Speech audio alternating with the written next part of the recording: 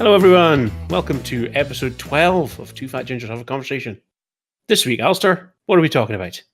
We're going to talk about your trip to Singapore. We're going to talk about rare movie facts that probably everybody knows. We may mention Houston and what's been happening out there. And I would like to speak a little bit about the Hatchet movies. So let's start with probably the most interesting topic we've got, which is your trip to Singapore. Well, I'm going first, am I? Absolutely. Okay, well, yeah. Probably the most interesting thing. Yeah, certainly is for me in the last week. So yes, I was in Singapore for business this week. This whole of this last week. So a long journey, as you're aware yourself, having stopped over there partway on your way to Australia. But Not the shortest flight in the world. No, I can imagine. I mean, it's 13 and a half hours to get to Singapore. How much more to get across to where you were? I think to Brisbane from Singapore, it was another 8 or 9. Wow. At least you get a break, though, because you actually got off in Singapore, didn't you? So, yeah, it was for about 4 hours, I think. Yeah. Well, I did go for a massage, but it was a legitimate one, I'm afraid. Including the fish eating my feet thing, which I absolutely love. And being the only one that did it, because there was nobody else there at the time, I had all the fish all the way up to almost my knees. Well, tell me about this massage. Oh, it's just a general, normal massage. There was a little spa place within the airport. And I went in and thought, well, I've got another 90 minutes to kill before the flight even thinks about boarding. So I thought I'm going to try one of these massage things. I think it was a Swedish or something like that. I didn't want to tie the deep tissue thing and didn't want pain, but I didn't want tickled either. I think I wanted something that was a proper, muscular type massage. So I got that done. I thought it might relax me between flights. And then I got the thing where you put your feet in with these little fish that eat the dead skin off your feet. Mm-hmm. And it tickles like buggery sometimes. I've got very tickly feet.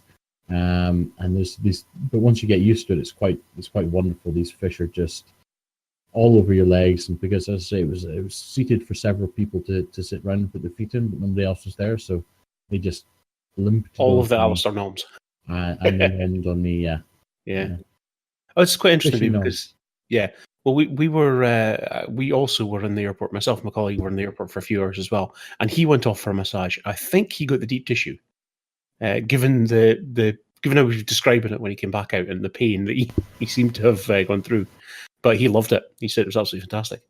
I've never had a massage. I've always been a little bit wary about complete stranger prodding and poking at all your most sensitive areas and stuff.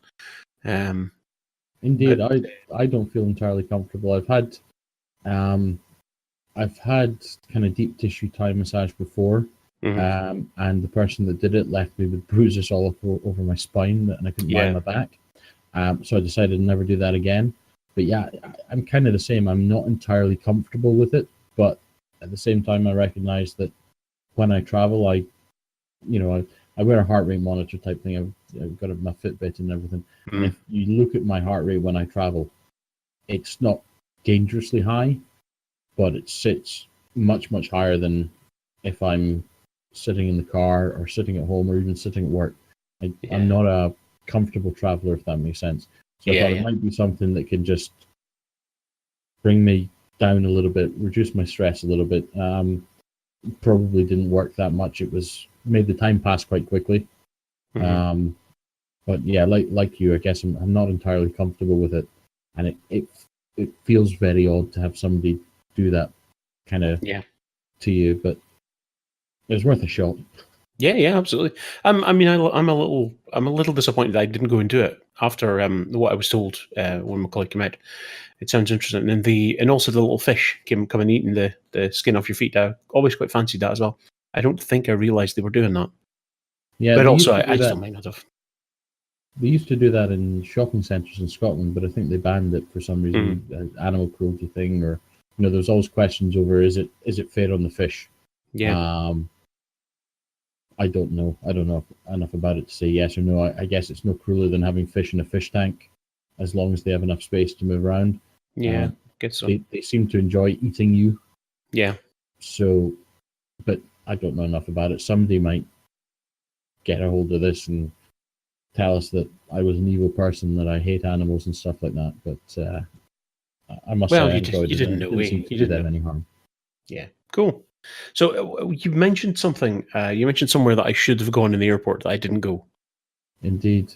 There's a cactus garden up by, it's either a McDonald's or a Burger King. I can't remember which. I didn't eat at it, by the way. I didn't travel to Singapore and eat at a Burger King. I ate at an Asian restaurant in the airport. But there's a cactus garden, an outdoor cactus garden, and it's a smoking area as well, but not all of it's a smoking area, if that makes sense. And you walk out into the humidity of the Singapore evening, and there's also a bar there, so you can sit with all the cacti around you, having a beer if that's your persuasion. And it was just nice. It was really peaceful. You know, it smelled nice because the cacti. You know, you didn't get the smell of smoke from people smoking, which was good. And it's just a nice, relaxing little oasis, for want of a better expression. And I recommend anyone who's going through, I think it's called Changi Airport, isn't it? Changi Airport, yeah. If you've got time, check out the cactus garden. Yeah, interesting. What terminal were you in? Do you know? I can't remember for the life of me. The cactus garden's kind of, I mean, the terminal was huge. I'm assuming, did you fly British Airways? Yes. Yeah, so it's probably the same terminal because they've got the pre-boarding security check as well. Okay. You didn't have to change terminals because you were heading off to Brisbane? No, or you come back the same terminal. Or at least unless I don't know, can you walk between the terminals in Changi Airport? I'm not sure. Wherever I landed, I mean, it was a good walk for an airport. Not quite as bad as Schiphol can be at times. But it was a good walk distance between where I landed and where I was taken off. But it was all in the same building. I never got a little train or anything like that. Okay. So we were Terminal 1, but obviously with this being our destination or our arrivals and our departures sort of thing, we had no transit, so there was no leaving for us. And the place didn't seem to me to be massive. I went from one end of the shops to the other end of the shops, and honestly, I was a little disappointed. I thought it would be bigger.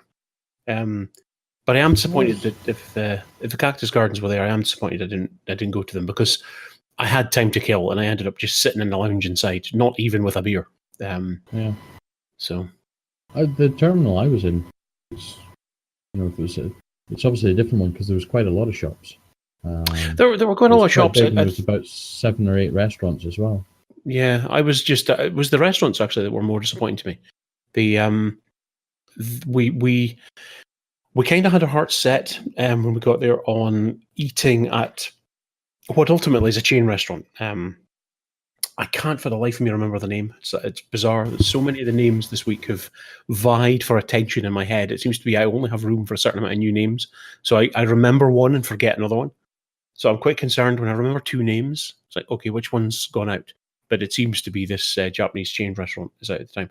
And we'd eaten in it in the city the day before. We'd gone out there to get lunch, and it was just lovely. It was just delicious. And we saw one on the way in to the airport. We thought, perfect, we'll go there. Checked in, went through security, and then found out that because we were now in transit, and that was before transit, we couldn't actually go there. Like, actually, in the transit place, there was a surprising lack, given how good Singapore is for food generally. And I mean, honestly, I have never been to a place that is so good for food. It is just, the food there is just stunning. Anything, literally anything you can eat. It just is. And the amount of restaurants and things, just walking up and down the street, every second or third door is somewhere that you can eat or have a drink, or it's just, what an astounding place. But yeah, I found the airport itself to be, well, actually post-security, the airport, to be just a little bit disappointing in terms of the choice. Well, I mean, I'd say maybe it was different terminals. I didn't think it was mind-blowing, but there were certainly a few options. The Asian restaurant that I ate at was the airport equivalent. I'm not sure if it was a chain. Well, it was obviously a chain of some sort, but one of the restaurants had a Michelin star. Not the one in the airport, but obviously the same owners had a Michelin star restaurant. And having eaten the food there, I don't know what it takes to get a Michelin star, but the food was very, very good. But as you say, I didn't stop in Singapore real. I just went through the airport. So the food generally around Singapore is really good. Then, the airport should fall in line with that. Yeah, indeed.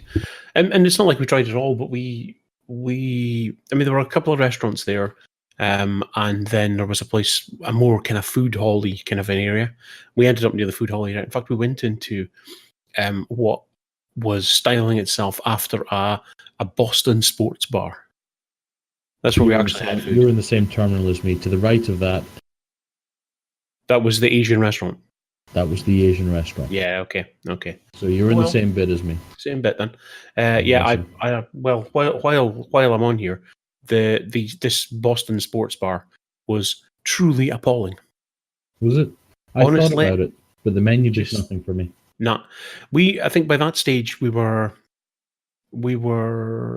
fancy fooded out, wanted something straightforward, and the disappointment of not getting to the Japanese place, which was just really nice. You know, we were just after something straightforward, you know, like a bit of chicken and a tasty batter, or maybe stuffed or something. It just would have been nice.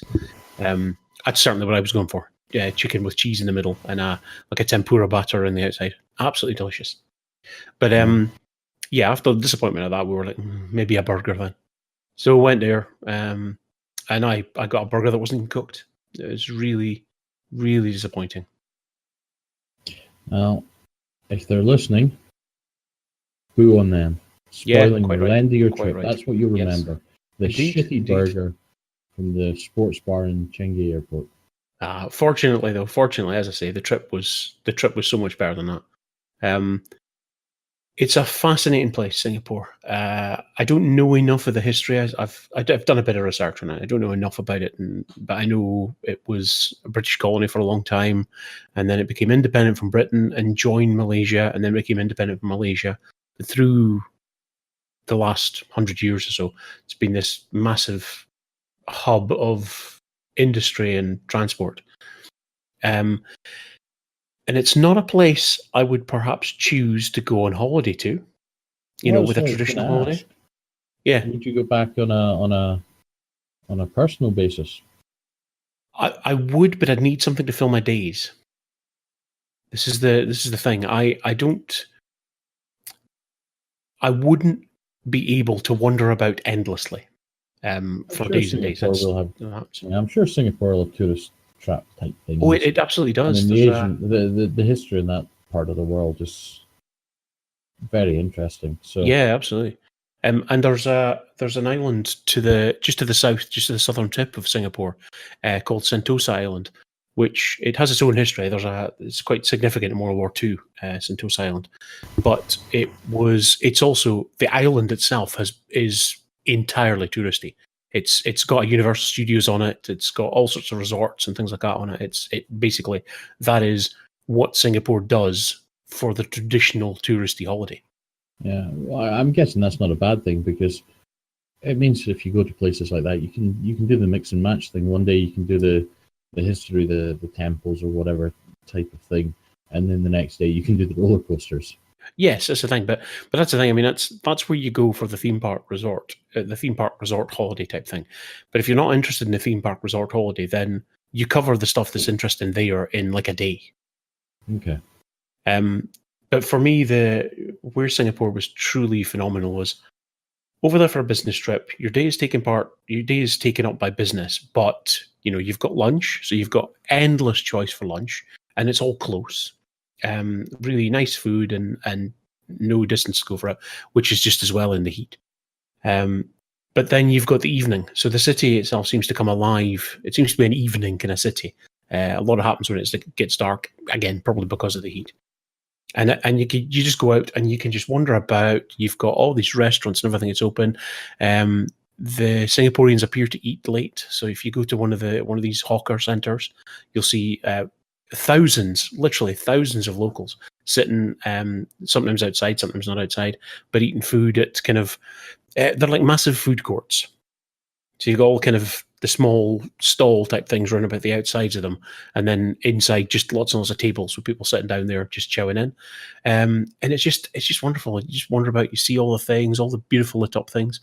It's also one of these places that doesn't have a daylight savings time, because it's close enough to the equator that the daylight doesn't really shift.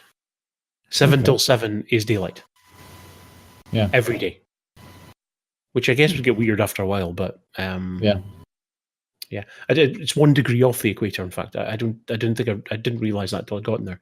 I did a wee check, and it's by the closest place to the equator I've ever been. But so I've got a question for you. Go on. That even if you did this, you're probably not going to admit it. You visit the 4 floors of horrors. No, I did not visit the 4 floors of horrors. Have you heard of it? I have, yes. Orchard Road. I did not visit the 4 floors of horrors, partly because I wouldn't visit the 4 floors of horrors. It's not a thing I would do on holiday or not, frankly.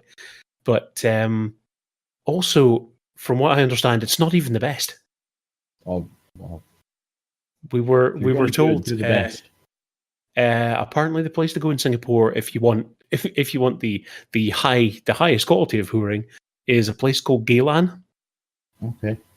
I think it's Geylan, something like that. Which is elsewhere. I don't know if you're googling it now. I really hope so. No, I'm not. I've heard people speaking about the 4 floors of horrors before in Singapore. Yeah. And I guess the thing that strikes me as a little bit odd from a European perspective or from a British perspective maybe is that it's got bars, restaurants, and retail units, and then it's got 4 floors of horrors, and then it's got the Romanian embassy on the 8th floor, and then another embassy on the 9th, and another embassy on the 10th, and it's just such a mishmash of and residential housing as well. Just bizarre. It's one of the things. To be a married couple there, would you? I mean, you have a fight. No. And you're going to sleep on the couch. I'm not sleeping on the couch. I'm going to sleep with a whore. Well, see, this is the thing. Apparently, it is not a place of operation for these ladies of negotiable affection. It's a place that you'll go and you'll make your arrangement there, and then you'll go off to somewhere else. Yeah. It's the clubs and the restaurants, or presumably the clubs, not so much the restaurants, but the clubs and things are the place to pick them up. From what I understand, I did a bit of research into it because it was an interesting thing. It was a thing that was pointed out to me. But yes, I was well aware of it. Yeah, it's quite fun. But yes, apparently this must have come up in a conversation my colleague was having, because he was the one who came up and says about this. Yeah, he'd been told that Geylan is the place you go for the best prostitution in Singapore. But apparently they're not keen on foreigners there. Oh. It's kind of like, no good. What's that, sorry? Your money is no good. I don't think it's the money. I think it's just a preference thing. I think they're this is what we're here for, and I don't know. Don't trust you foreign strangers with your odd ways, or I'm not really sure. But yes, you don't. If you want to be, I coined a phrase. If you want to do whore tourism or whorism, then the 4 floors of whores is probably the place to go. But if you're, I don't know, if you're there for the more industrial element of the sex trade, then Geylan is the place for you. As long this podcast has gone downhill. As long as you've got advice for people. Yes, exactly. Public service broadcasting. As they traverse this difficulty to decide where to pay to get their things done. Fortunately, the 2 fat gingers are here to help. Absolutely. So, it was good for the food.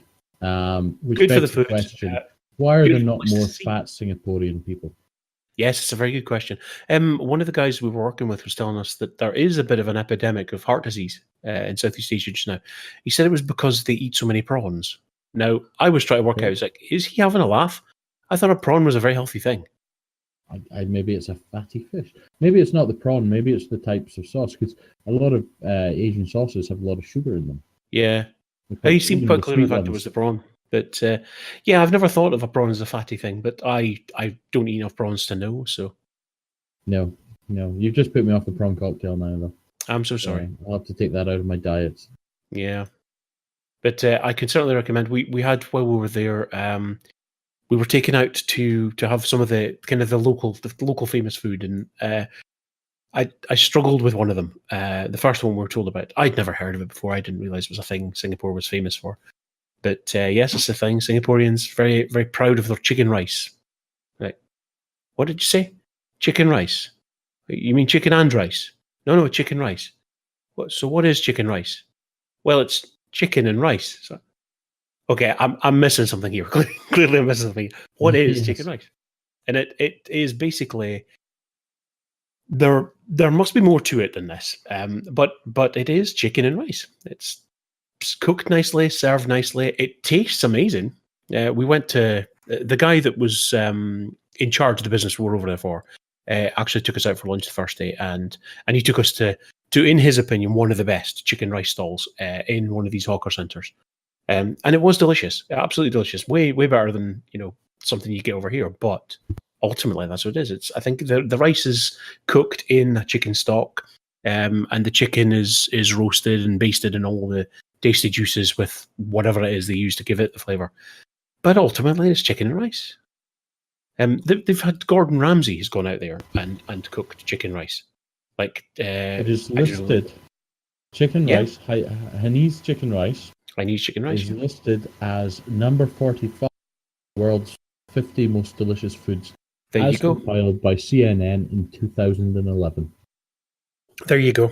And as I say, I mean it's chicken and rice. It's on the surface a very simple dish. I've actually come back with a pack for making Hainanese chicken rice, which includes like the spices and things and the stuff to make the rice in. So I don't imagine it will be a patch in it, but we'll see, I guess.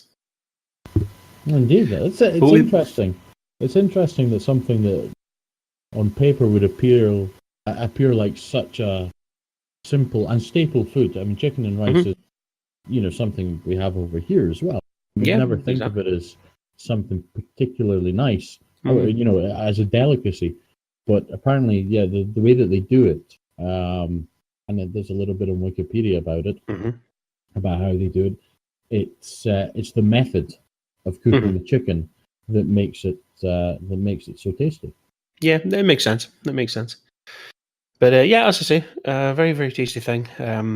And he took us for a dessert that day as well. We were about to leave, but then the heavens opened and they had one of these massive rain things going on. We would have been absolutely drenched. I mean, we were like a 10-15 minute walk from the office, and we would have been absolutely soaked if we got out in that. So we hung about there, and he got us a dessert, which was shaved ice with various flavorings in it, and some. It's a thing that's got a name. I can't remember. But there are like cubes of locally made jelly, which is made from, I don't know, I think it might be made from seaweed jelly in it, and sweetened flavoured shaved rice, some beans that are not quite kind of a sweet sauce in it as well, and on the top of it, sweet corn. It's not something I will seek out again. I'll be honest with you. I found it quite unusual. It was, I guess, it's strange. I have a Western palate, and I found it odd to be having beans and sweet corn in a sweet. But it was not unpleasant by any stretch. If you have to try and, it looked a bit weird as well. It was kind of this strange mound of colours and textures in front of you. So as I say, I wouldn't seek it out again, but by all means try it. I doubt it will ever kill you, So, well, it's not a deep fried Mars bar, is it? No, exactly. And enough of them certainly will kill you. Yeah, and when you say enough, it's usually, I think it's 2 or 3 in 1 year, isn't it? Yeah, it wouldn't surprise me. But yes, over and above that, we also had an opportunity to try the Singaporean chili crab, which was one of the Singapore dishes I had heard about. So you need to get the joke symbol or the you need this? That one or the I've forgotten the name of it. Kind of the thing goes across and it's a bad joke and you do the what do you call that again? I don't know. I don't think I have that one programmed in. But you know the one that I mean. Yes, the tumbleweed one. The tumbleweed, yes. You need one of those because I'm about to do a bad joke. Okay, it's going to be something to do with me and crabs, though, isn't it? Yes, absolutely. Yeah, sure. I'm glad to see you came back from Singapore and you had crabs. Yeah, there you go. Only the one. Come on, just not even a sound effect for that. Jeez. Oh, go on. Okay, do it again. Do it again then. I'm glad to see you came back from Singapore and had crabs. Thank you. Okay, very good. Right, let's move along really quickly. Moving on, yes, quite. Yeah, so yeah, Singapore chili crab. Again, lovely. I'm not big on crab, but the flavour and the sauce they put around it was lovely, a delicious thing. And yes, I mean, got to thank the guys that took us out for lunch that day. They were so friendly. And this is the thing with the Singaporean people as well. I was being asked earlier today if I felt safe when I was there. It's like, it seems like an odd question, but I find that quite a significant thing in a city. I did. I felt safe. There was never a problem. I never felt anywhere we went. It never felt like it was like a dangerous place. I've been in Cape Town as businesses are closing on a Friday night, and gangs of people start to appear in the corners and start eyeing you up and stuff, and you really start to feel a bit concerned. You did then. I mean, this is 15 years ago, but at that point, you start to feel a bit concerned for your safety and like, okay, this is not going to be safe. I'm here much longer, so I need to get out of here. But Singapore, I think I only saw police anywhere once, and it was some sort of traffic violation that they were talking to somebody about. But it didn't seem to matter. Wasn't a drive-by, was it? Not that I saw or heard. I guess Singapore being kind of a touristy hub, it's like a lot of, Singapore is a popular tourist destination as well as obviously a travel through point. Yeah. I guess the same with most tourist destinations. Any city's going to have areas which, if you walk into it, they're going to be no-go. Aberdeen has those areas, for God's sake. You walk into them, you instantly think, well, hold on a second, this isn't Kansas anymore, Toto. And I think Singapore, by the sounds of it, it's like that. It's a tourist place. A lot of families go there. So as long as you're staying relatively on the beaten track, you're okay. And off the beaten track, you're usually okay as well. But there will be some areas, I'm sure, that are, don't go there, don't walk down that street. Maybe so. Unless you're heading that way, no one's going to tell you. Yeah, but if I'm, but if those places exist, I don't know where they exist, because it's very small. Ultimately, Singapore is just a city, a large city, but a city. Yeah. So if these places exist, I don't know where they are, and in none of the information that we saw, are you given any advice about keeping away from places? Yeah. Feels like a very safe place. And that's good. They pride themselves. Yeah, absolutely. It absolutely is. It absolutely is. The city prides itself on its safety and stability. So, I mean, this is perhaps it. I think there's looking up something about Singapore before I went, there's some suggestion that the regime borders on the authoritarian. It's the same party that's been in power pretty much since they became independent from Malaysia in 1960 something. Mm-hmm. Same party's been in power. It's described by some less charitable people, I think, as essentially what's the word I'm looking for? Dictatorship's the one I'm looking for, but it's a benign dictatorship rather than a malign one. Okay.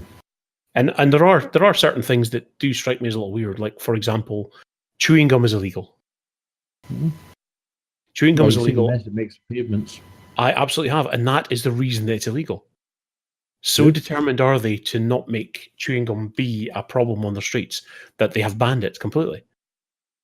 There is it was thought, again, reading up on these things, it was apparently considered when they debated bringing this in as law, the people opposed to it said, what you're going to do is you're going to cause a black market in chewing gum to emerge. And it apparently hasn't done that for whatever reason. But there's I think it's a $5,000 fine if you're caught with chewing gum on you. It's like, wow, okay. I'm guessing, I mean, if you think about it, if you think about all the vices that people have, I've never come across somebody that strongly associates with chewing gum the way that people associate with drinking or smoking or even drugs. No, and that's the thing. I don't know what the rules are on the drinking and the smoking and the drugs.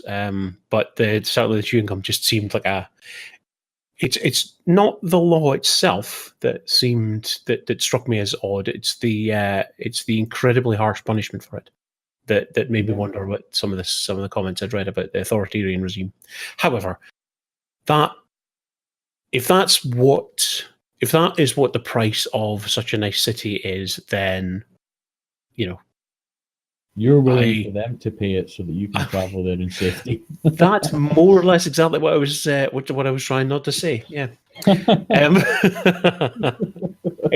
It was a lovely city. It was also a clean city. I've heard people say that you could eat your food off the ground. I wouldn't go that far, but it was notably clean. Their subway system in particular is just immaculate. I've never seen, at the end of a busy day, standing in a tube train and looking at it thinking, this is like the London Underground, seconds after it being cleaned, doesn't look this clean. It's just bizarre. It's that really odd thing. But yeah, we got a bit of a touristy thing. We were also quite lucky in that we were over there for the whole week. But it turned out and this is not by design. There's no cynicism involved here at all. This genuinely was just an unforeseen boon. That Friday was a public holiday. Excellent. So so by chance we got the whole day to ourselves to actually go and do some of the touristy things. So we went down to Sentosa Island on the south, and we found neither of us particularly interested in doing the kind of Florida, doing the Disney World element of it. So no Universal Studios for us, or SeaWorld or anything like that. But instead we found there was a World War II fort was there.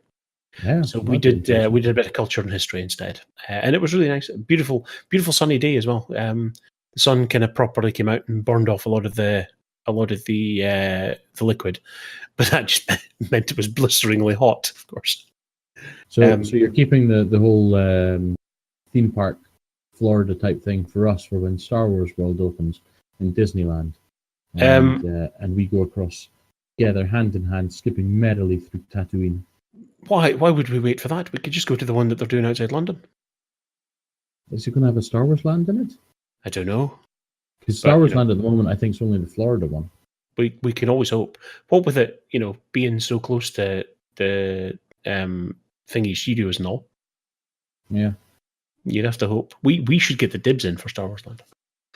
We should, but yes. But, Disney doesn't love me as much as they love Florida and the green money that comes with it. Yeah. Plus, I don't think it's actually a Disneyland that London's getting. No, I think it's Universal. It's a Universal. Yeah. So. Anyway. Oh well, there we go. So yeah, I think that's Singapore. Lovely place. As I say, I would be more than happy. The only issue getting there is the travel, which I don't particularly enjoy either. It's a long way to get for a few days holiday. I think if I were going there for a holiday myself, a week would be too long, but it's not worth going there for less than a week because of the amount of travel that's involved in it. Yeah. So, send me back there for business. That's the key. Give you a couple of days. Give me a couple of days to just use myself. Yeah. It's nice though. I've been finding out a lot of things that I could have done since I came back. So, if it does happen that we get sent out there again, it is possible, I guess. Then I'll bring a list of things with me and be quite happy to do them. But yeah, magnificent. Also, I saw a gecko. Oh, geckos are awesome. They just are, aren't they? I saw one that just scampered up, sat out with my colleague on I think it was a Tuesday night having dinner, and I just saw this thing go skating up the wall. Oh my God, it's so delighted. Did you not see geckos when you were out visiting us in Houston? I did not see geckos. All over that. They used to climb the house. The cats used to bring them in without their heads. See, you did tell me this, but sadly I never actually saw one. Yeah. It was, yeah. I rescued a bat while you were away, by the way. Did you? Yes, I read. We found an injured bat in the garden, so oh dear. We took it down to the local animal hospital, and hopefully he's right. We named him rather imaginatively. We named him Master Wayne. Okay. And you just called him Bruce? No, because everyone was just going, "Oh, it's Bruce the Bat," and nobody would have actually. We just thought, "Oh, it's just the alliterative name rather than." No, it's Master Wayne. I'm afraid. Master Wayne. You gotta have respect. Respect the money. Respect the bat. which moves us along the bat, but the Gecko to Houston thing, the what's been happening in Houston. It's quite a thing. Yes. And but what's been great about it is how people reacted. People have reacted really. Most people have reacted really well to help others, and hearing the stories and seeing people out in their boats and things like that, out in their boats across roads that I drove across when I lived there. It's a weird thing to get in your head. But yeah, people have been out in their boats rescuing people and things like that. And obviously the worst for Houston has passed in terms of the rainfall. They've still got issues with water flowing in as it comes from around, if that makes sense. But I think the worst has passed for most people. Yeah. In terms of the storm. I was going to ask that. I've been slightly disconnected from the news for the last week, so certainly aware that it's going on. But what is it? How badly affected would you have been if you'd been there? I think we probably would have been okay from the homes being flooded, but we certainly wouldn't have made it into work and things like that. No, of course, no. We wouldn't have made it. We may have made it to our local shopping centre and things like that, but the roads would have had quite a lot of water on them. Other areas not so good. We're in a newly built area, which I think they build a little better than they do. But certainly there are areas of Houston which struggle with it the most when it rains. And the more centrally you get, the worse it seems to be because of, I'm guessing, all of the concrete. But we had friends obviously put their drone up and things like that. I'll probably post a video on Facebook on the Ginger page. Put their drone up, and it just shows utter devastation. The one they sent me today, there's a toll road called Beltway 8, which runs the loop all the way around the center of Houston, and at points, this road kind of goes down and low and under other roads, and at points, it must be 30 or 40 feet deep, because you get all the big lorries and things like that going through them, and it's filled up. It's like a canal. The drone flies over it, and some of the roads to the side are flooded as well, and some aren't, depending on the topology. But Houston's generally quite a flat city anyway. But it's just a canal, and that's the road that for us sitting here in Scotland now, it's the road my wife took to work every day. And you're looking at it under 30, that's specifically 30 feet of water. And obviously the water's poured into there and come from other areas, from around people's homes and things. It's good that it can escape down that route, if that makes sense. But that just shows you how much water there actually is in the city, that this looped road has 30 feet plus of water in it. Wow. One of my former neighbours, they went out to try and help people, because the guy's got a bit of a jacked up truck. So people who were stuck and couldn't get out, he could get through some of the waters, some of the shallower waters.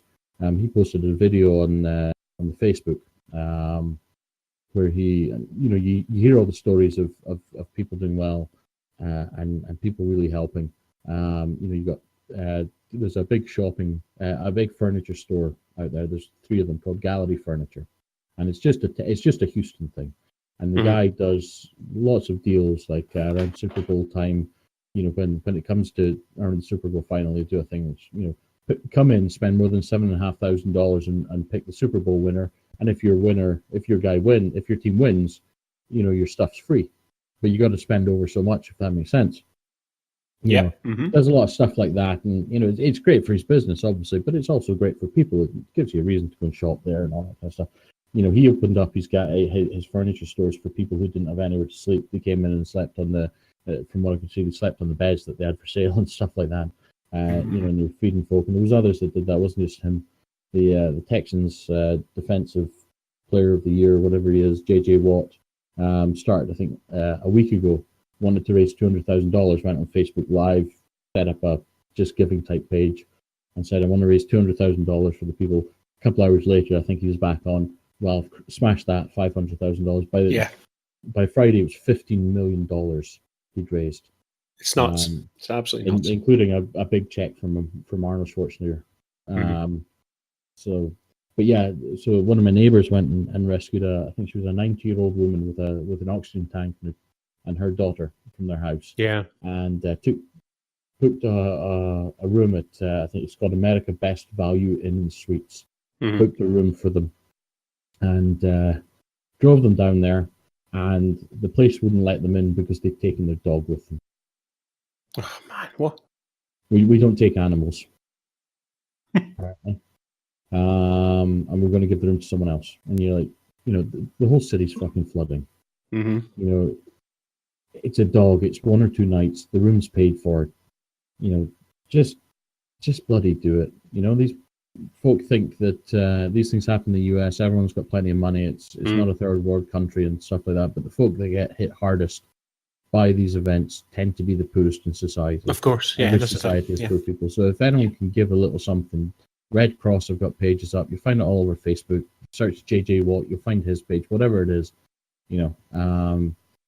it's the type of thing where if you can help, go and do it. There's people out there that have lost everything. All of their possessions, their homes, their cars, and for people who don't have much to lose, that could mean losing their lifeline to their job, hospital, all that kind of stuff. And there's a lot of folk giving, but if you can do, and if you can't, well, spare a thought for folk that are going through this. Because I always think whether you're religious or not, if you're religious, say a prayer. If you're not, spare a thought. I always kind of think positive thinking doesn't do anybody any harm, if nothing else. No, exactly. So let's move away from that. So yes, indeed. I did note with interest. I mean, one of the things, again, an utterly trivial thing, but I noticed the when I got caught up in my wrestling this week, I noticed that it was Jerry Lawler was in doing commentary because, as they put it, Booker T's at home with his family during the thing. Which Booker T gets a huge amount of respect for that. That's that's the right thing to be doing. Yeah. And I think there's a lot of it's obviously been big news in the US. Yeah, of course. Potentially the biggest storm ever. If it's not, it's been pretty close. Yeah. I mean, we saw the damage that the hurricane did to New Orleans. We saw the aftermath of that. Yeah. And that was years after the event. Yeah, and that's what Houston's going to go through. I think Houston's probably better equipped to deal with it structurally and infrastructure and things like that than New Orleans was, which is why I think the New Orleans ones, which perhaps on paper, I don't know if Katrina was less winds or lower volume of rain or something. The way they were speaking about Harvey, it seemed to be the worst or thereabout. But I think the impact that Katrina had was because of the general poverty that New Orleans has, and the infrastructure is not there. And Houston's, I think, set up to rebound from that slightly better. But it was nice to see people coming from Louisiana before the storm hit Louisiana to coming across New Orleans, coming across into Texas to try and help folk, because they'd obviously been through it with Katrina and other hurricanes. It's a thing.